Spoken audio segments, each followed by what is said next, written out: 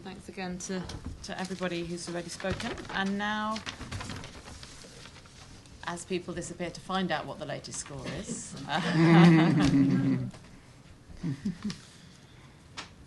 going to open it up for, we've got half an hour, so I'll take questions, comments. If anyone's got a specific question, that's fine. Also, if people want to make short comments, statements, things to throw into the mix about what they've heard, what they haven't heard, please do that too. And please introduce yourselves. Yes, and also speaking to the Roger Jew, Practical Action, Shared Interest. Forgive me, I'm afraid I missed part of the presentation, which is most unfortunate. So you may have covered the issues that I'm going to ask about. But two sort of short questions. One, Simon, you just said, I hope I misunderstood you. I thought you said 60% of the world's poor now live in middle-income countries, and I wondered if I got that down right. The second thing was in the whole issue of aid, where effectively we're pouring money in from rich countries and it's directed to the poorest in the poor countries. And I'm just thinking, when I go out of here and I go around London, I find a lot of roads dug up because the local water company is replacing the pipes. Because they discovered that they were, in order to get 100 litres out of the consumer end, they had to put 200 in at the top end, and half of that got leaked away on the way. The relevance to that is, can anyone tell me of any studies we've actually done to see what happens to, let us say, $1 million of aid that goes in from the EU, and what actually comes out at the other end in the poor countries to the poor individuals? Leakage. Thank you. Thank you. I saw Jenny behind you. Thank you. My first question is actually a confession. I haven't got a clue what match is being played at the minute, so if somebody could tell me who's playing, that would be helpful. On the presentations, I've got a couple of specific questions to Sven, please. Sorry, Jenny Brown, Christian Aid. The first is, you alluded to MDG 8 as being in some ways in a different category from the other 7.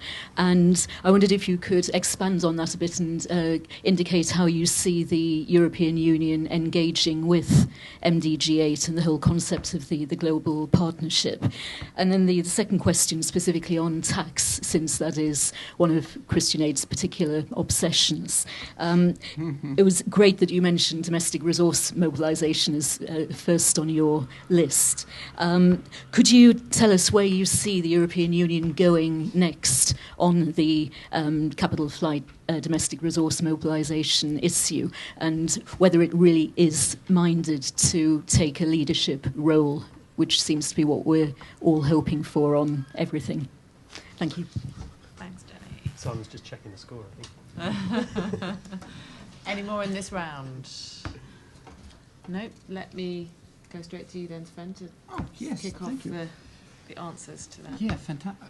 I also like to answer quickly or comment on what Gideon and what Simon said, because there was some question marks behind that. Very quickly on the mutual accountability. I just checked the council conclusions. As a matter of fact, better than I thought. No, we did acknowledge that we weren't great. I mean, the para 35, first line, mutual accountability project from the EU, but progress on this principle of 8 factors remains slow. You know, that's something already, isn't it? So we acknowledge this as something, and also we basically, when we talk about the importance of having all partners on board, not just the EU, we speak in 32 about the same principles, and that's important for the NGOs as well, have to apply to all spending, I'm quoting, that is channeled to developing countries in the framework of the cooperation known as South-South cooperation by non-state actors, local authorities, and charity organizations, including climate and biodiversity finance. And we also say factors that has to apply to vertical funds. That is pretty much of a revolutionary statement here. I'm not sure you all would agree to that, because it would mean that NGOs and foundations have to channel, to the extent possible, their funding in alignment with country procedures. EU IPSO could also be budget, unlike the proposition, I think. So that is, and mutual accountability as well. And also accepting the ownership, so it cannot be donor-driven. So if you argue the case to the very last principle here, that is a call for action for NGOs as well. And we have to see to what extent we can ensure that all development partners, stakeholders can apply this. So I think this is a pretty forward-looking statement here. And we did indeed, I think, suggest concrete steps like the communications we are going to do this year and next year. So I'm not quite sure whether the member states are dragging too much their feet on all of these issues. In some, yes, I agree, but in others, I don't think so. Simon mentioned a number of very important points, and just for the good order of files, the status of the staff working documents, they went through inter-service consultation. They are accompanying the umbrella communication, which is a political statement of the Commission, but they're the backbone of the argumentaire. They're a descriptive, analytical, so to speak, document and paper. But they're not adopted at Commission level, so by the college. And they are not, so they don't contain any political recommendations, but it's something, but it accompanies the communication, and as such, the European Council, or the Foreign Affairs Council, has to take them as well into consideration. So it's the huge package we presented has to be seen as a whole, and obviously it's not an easy feast for a reader. I fully agree that, and I wonder what we can do to improve this. But as I said, next year we're going to have a self-standing communication on the Monterey report, which might then take away the need for some of the staff working documents. The point about them is, of course, that they are actually much more specific and detailed than the 12-point thing. For example, they are, indeed. On policy coherence, rather than saying there are some general aspirations, there are very detailed statements of what it would mean to do policy coherence well, which unfortunately don't then become part of the sort of acquis, they don't become, do they? But see, that's an interesting one. I would have preferred, because I did the tax governance one, right, that some of the things we put in the tax governance staff working document, by the way, Christian Aid worked very closely with us in the lead up to that, and the Tax Justice Network and others as well, that many of these things could have been made sort of a political statement impossible. We have to accept also that the Commission works on the college principle. We have 27 commissioners. I have to agree on every single dot with our TaxSud and DG Mark colleagues and ECFIN colleagues, right? And you will be surprised how difficult that can be. And once we reached that hurdle, we have to do the same thing at 27 member states, and they have the same problem. The UK, Chancellor has a specific view on tax issues as opposed to different things, and the same is true in Germany and anywhere. So, by looking at the complexity, you may appreciate that the main gist of it is pretty forward-looking, and that's what I'm just want to make as a statement in support of what the EU has achieved. In terms of Simon, you mentioned the press, the communiqué of the Foreign Affairs of Council here. The Foreign Affairs Council had all kinds of issues, including arms trade, Haiti, etc., etc. I think the communiqué referred to all of them, not just to the MDG. The things I have been dealing with were MDG plus tax governance. There were two separate council conclusions, but we had one on Haiti, etc., etc. So this is certainly not covering everything there. Child labour, where did that come from? Child labour?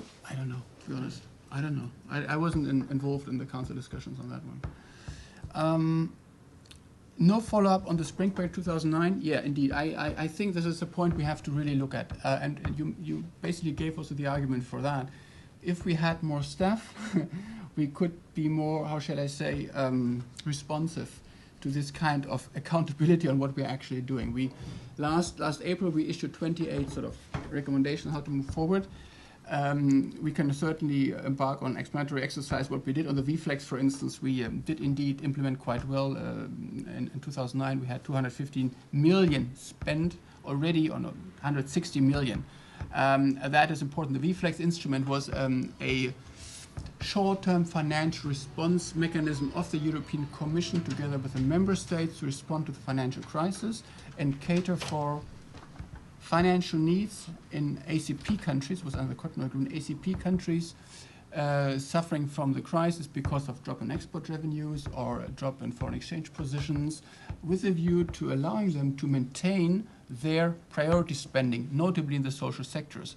And mind you, we made the announcement that we're going to have such instrument on a pure declaratory stage on the 8th of April 2009, and we were able to spend 160 million on a grant basis in the contra-budget support by the end of the year to 11 countries. That was a never-seen achievement, never seen before in the history of the European Union, that within 8 months were able to make a political statement and deliver within the same fiscal year. So one of the most proudest achievements in my professional life, I have to say. And as we speak, in 2010, we are just going through the process of member states' approval. We have another 240 or 50 million right now in the process of being approved, and we hope to be able to spend it before the end of the year. But that kind of statement shouldn't come for a guy going to London on an ODI sort of conference, but that should be communicated more officially. I entirely agree with you. I fully agree on the green papers and the. I mean, you can add to this also that we are reviewing the common agriculture policy. We are working on a communication on trade and development. That's a very important one, as a matter of fact. We are working on one on reviewing our common fisheries policy.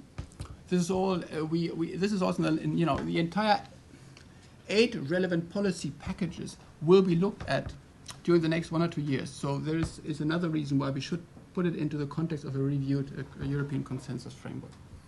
So sorry for just going ahead. Now on Jenny, just on the MDG 8, I didn't mention it because we didn't single it out in our communication, but we did mention it in our council conclusions, that we say we as EU can only be credible in calling for international burden sharing on all of these matters, financing for development, aid effectiveness at PCD, if we provide evidence that we are credible in our own undertakings and efforts, right? In some areas we are, in others we are less. But what is important to say and bring to New York is that it's not just an EU responsibility. And in all respect, I take the argument that we may reach only 0.46 at the end of this year, and not 0.56. But I mean, no other donor group comes even close to that. Not even close to that. It would be fantastic if the US and others were to make similar engagements and commitments, right? I think that's also important. And we want to go to New York and say, listen, okay, we failed in our 2010 target, but we strive to make better in the next 5 years, but please share this burden with us. And we talk about aid effectiveness. Is it okay that China embarks on a sort of natural resource trip on Africa and cares less about aid effectiveness and how to finance the infrastructure they maintain, and they don't care less about good governance and human rights, to the extent one would wish that would be a matter of concern? Isn't aid effectiveness here a matter? Isn't it important that when we talk about making sure that agriculture policies doesn't undermine development objectives, that the US and others, Australia and Japan, do likewise? So I think these are things which we bring to the table and which is being discussed as we speak in New York. A very complicated issue. We talk about the G77, very important actor there. We have right now, as we speak, the ACP-EU Joint Declaration for Ouagadougou. So we have 80 countries speaking with one voice, allegedly. One would assume that the ACPs then bring that message to the UN event and somehow impact on the G77 discussion. Well, that's not quite sure, right? Because there very often the G77 is looking at us from a purely ODA only aspect, right? They don't look at aid effectiveness or at PCD, they look at ODA. Get the 0.7 which you pledged. But that's not sufficient. I think they also have to ask themselves, what can we do as recipient countries to improve our own policies for coherence, for development purposes, good governance, and making sure that MDG targets are properly reflected in our national strategies. So I think, this multi-stakeholder governance principle, which is the very essence of MDG as well, and a global responsibility, that is something we want to bring forward. Last thing on our text communication, and thanks to the input we got from so many non-state actors and NGOs. I mean, without that, to be honest, we couldn't have done that. I mean, I say this not just to plead you, or I think it's true, and I think we should embark on this. What's the way forward? Very difficult to say, because if you look at the Council conclusions, we can only encourage others. This is not a responsibility of the EU. This is not a core competence of the EU. We have the OECD DAC, we have the UN Tax Committee, we have dialogue fora which are more voluntary, or we have the International Accounting Standards Board. You can only say so much. You can make a political statement and you can try to convince your member states and the multinational companies which happen to have EU origin to work with you on transfer pricing guidelines and cooperation. But you cannot impose anything. So it's a process of where civil society, governments, both in the north and the south, and aid agencies have to work together. And I'm grateful for any advice you have on that. Thank you. Thank you. I wanted to Gideon, do you come want back to- on the question on leakage from the system. I mean, I think personally, my personal view is that this is not something that's necessarily systematically addressed in the aid sector. So there isn't necessarily a systematic tracking of where the money goes in and what comes out at the end and where it goes at the end. And I think that's a problem. But it's one of the issues that is currently trying to be addressed through the transparency agenda. So one of the things that I don't know if you've heard of the International Aid Transparency Initiative, which was launched in 2008, and with the UK has played a very important role in launching that initiative. And one of the things they're looking to do is to try and it's very complex and techy.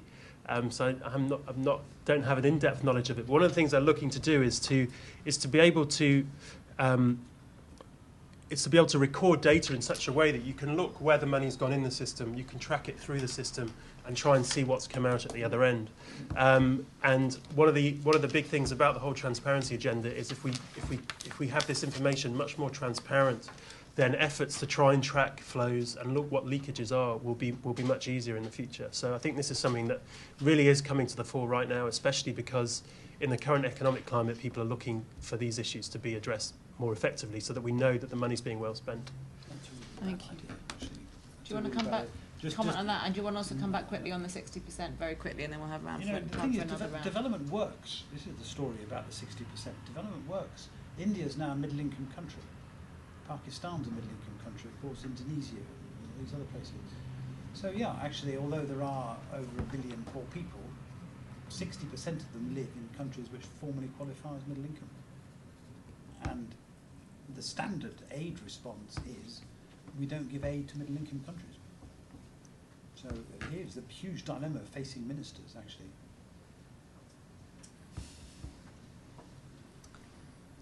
Okay. Right. Time for one more round of questions, I think, before we finish, Anna. Sorry. Thank you. Sorry, Anna Dixon from the International Development Committee.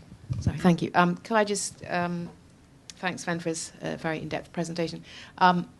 The Commission proposals and the Council's adoption of some of them seems to me to be very, very optimistic, which is great. But I have fears about the achievement of these things. But I wonder if you could maybe speak a little about your proposal for the Council to focus on priority countries. Mm-hmm. I'm sure in your mind you have an idea of who those priority countries are. For example, there's no agreed list of of who the aid orphans are, which countries are underfunded in terms of aid, and if you do have an agreed list, and how does it differ significantly from the current aid distribution of Commission money, and is the proposal therefore to cut funding to some current recipients of EU aid? Thank you. And here in the middle. Hi, Zoe Ware from DFID. Just a question following up on Simon's point to Sven, really, about whether, the April package happened last year and the conclusions followed them, and then people didn't talk about the April package afterwards. And I just wondered what the feeling is now in the Commission. You've had a massive week of preparation, or a few weeks of preparation leading up to this week, and what's next? I mean, what happens with the conclusion? Do you kind of forget about the April package and focus on the conclusions, or how does it work? Have a bit of a holiday. Try to sleep a bit. Any more? Okay, over here. My name's Nicholas van der Gott, and I have two hats here, I guess. I'm an exchange civil servant from BMZ. I'm currently working for DFID and worked on the April package as well in the last months for DFID. But I'm now asking a rather BMZ, or I'm making a rather BMZ comment. I think you indicated in the beginning that innovative financing is something that should be on top of ODA. I think this approach runs the danger that it kills all innovative financing debate quite quickly within the Council, because countries such as France and Germany see innovative finance as the only chance to meet the 0.7 target. If it's on top of it, it's not of any interest for them anymore, if you ask me. It's a similar problematic with the additional climate financing. My stance, or it's a rather pragmatic stance, let's start with getting the 0.7 and then see where additional money that's needed comes from. if Germany, for example, gets 0.7, it means additional 10 billion a year. So that's a huge increase for Germany and would be a huge increase in development assistance overall. The question is, we've seen quite a few changes of government, in particular in Germany and Britain in the last 6 months, from a long Labour government or Grand Coalition, but with a Labour minister for the last 11 years in development policy, to conservative liberal coalitions. We have a new development minister in Denmark who is much more market oriented than Ola Turners used to be. So do you realize these changes in the Commission, and what do you think, in which manner do you might have to adjust policies to their new priorities, and what would be top topics that come from these new leaderships in Europe? Okay, I'll stop there and give everyone time to, good amount of time to answer those. Yeah, just check. That's a very interesting question, really. Yeah. I'm walking a very thin line here. It's fine. Right? So far, I didn't step over any boundaries. And I think yes. Yeah, we're pretty optimistic. That's true. On the other hand, we have to some extent, try to be optimistic and not lose too much of our ambition here. But in terms of, I would agree with those that we also have to focus a bit more on implementation of the commitments we made for the past 12 months, honestly. I mean, and I don't say it's off the record. I think we actually do have to make sure that the 28 sort of targets we set ourselves last year have somehow to be met, monitored, and properly communicated where we stand. That's part of our accountability and credibility exercise. So, secondly, the priority countries. No, I don't. I mean, the Commission doesn't have a list in mind, and if some do, that's not what we have agreed at the Council level. On the Council level, we have agreed that the Council will invite us to propose something. The formulation shown was a bit ambiguous. It's in English on the needs for progress towards MDGs. Why is it so ambiguous? Because some member states wanted to have more needs focus, and others wanted to have also a firm commitment focus. As I said, needs plus performance, right? Because the European consensus and also the Cotonou Agreement stipulates that when you allocate money, you have to do it on both needs and performance. So this is a compromise formula. But there is not a specific list of countries in our back mind. As we speak, my colleagues work on the basis of a methodology where you look at all the available UN data and you rank it from 1 to 100. You look at all the data we have for the done by FAO and World Health Organization on food security and global health respectively, 1 to 1. We look at the LDC list, we look at the INCAF list on states in fragility situations, and we look at the HIPIC list.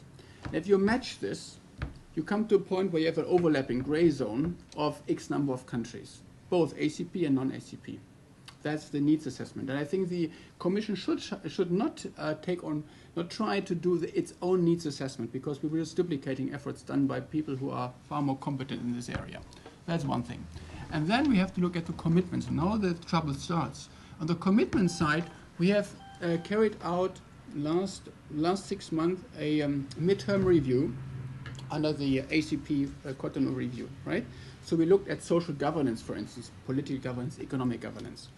So we have a fair amount of knowledge on where individual countries stand towards their own policy commitments they have agreed with us. But that is only part of the story, because on the non-ACP countries we haven't conducted such exercise, and we still have to do it. So it's not quite sure how we do this, but we have to do a firm commitment assessment as well for non-ACP countries. Once we agree with the member states on how to move forward, then we can say, okay, now let's do a ranking, and we suggest that these 30 or 40 countries can be presented, not just to the Commission for funding, because just for your understanding, what we have available right now is under the Cotonou framework, I don't mention the amount, a certain amount, reserved ones, not committed yet, which are part of the 22 billion which the member states committed to spending under the 2007-2013 framework. A certain amount, a very minor amount, is still available for the midterm review. This we can focus on those countries lagging behind on the MDGs most off track on the basis of the needs assessment I did and the firm commitment assessment, right? But for the DCI, it's a bit more complicated because for the DCI, Development Cooperation Instrument, non-ACP countries, we don't have these reserves. We can only reallocate within existing country allocations. That's a difficult thing. We have the thematic budget lines, investing in people, for instance, natural resource management, non-state actors. We have a huge amount of money. But these are core for proposals. I mean, this is something which is demand-driven. NGOs make proposals, and then you can't simply say, we want to give money to Somalia and Kenya and Afghanistan, because you can't earmark these funds. You would have to review the financing framework 2010-2013 to make that. So difficult. But one thing is for sure, we're not going to cut funding on any of our recipient countries. We just see where we can put additional available finance to those countries most lagging behind and having made firm commitments. I think that is something I can assure you we were going to do. Can I comment on that specific point? Very quickly, I would like to finish on time. I mean, of course, the huge elephant in the room is that the EC spends 55% of its aid money in middle-income countries. Mm. And until we get to grips with that, the reallocations are going to be trivial. Well, a quick one to Simon's comments. The EU and the Commission in this is a global actor. We have obviously our European neighborhood there. We have huge, you just mentioned, we have 60% of the world's poorest live in middle-income countries where we also have commitments, and some of them happen to be next-door neighbors, right? So that's one issue. Another thing is, I think we have to have some sort of, obviously, a balance of where we put our money, and the ACP framework says Caribbean, Pacific, and Africa. It doesn't say Africa. And in the council discussions I happen to sit in for the past few weeks, the new member states insist very clearly, don't spend all the money you have on Africa. I want to have something on Moldova, and I want to have something on Ukraine, etc., etc. That is a serious concern. And as you know, we take decisions on foreign policy in a consensual manner. We can't overrule given concerns. That's a big impediment, by the way.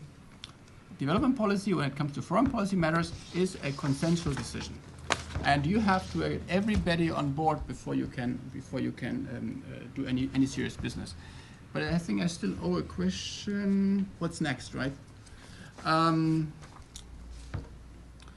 I mean, I was a bit short when explaining what we're going to do right now. The Council conclusions are the EU position for all the dialogues I mentioned. The ACP dialogue, the dialogue with the African Union, the dialogue with the Americans, and most importantly, the dialogue at the UN level. But the Council conclusions say common position for the HPLM and beyond. Why beyond? Because 2015 is beyond. Some member states wanted to limit this Council conclusion just to 2000 September event in New York, and we said no. We have this is a statement which has to guide us for the years towards 2015, right? And we have to review it and update it, obviously, but that's the idea. On Nico's comment, so yeah. Okay, well, that's a long question because on the PCD work program, right? There we have highlighted 5 topical areas which are very important. We are going to call in September.